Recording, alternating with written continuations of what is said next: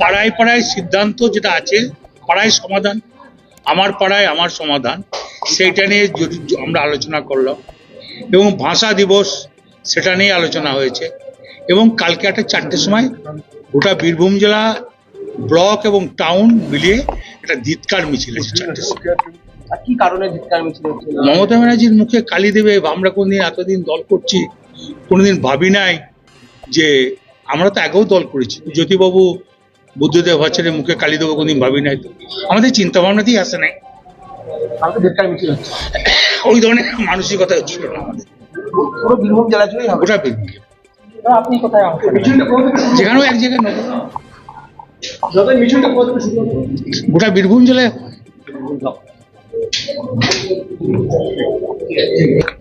আর Moreshwar MLA, লাভপুরের MLA আছে, এবং details খুলে বলা হয়েছে 2 এমএলএ আছে, এবং তারাও থেকে এটা মিটিংটা পরিচালনা করেছে এবং সুন্দরভাবে পরিচালনা। সেটা এই নিয়ে কি রাজ্য মুখ্যমন্ত্রীকে জানানো হয়েছে?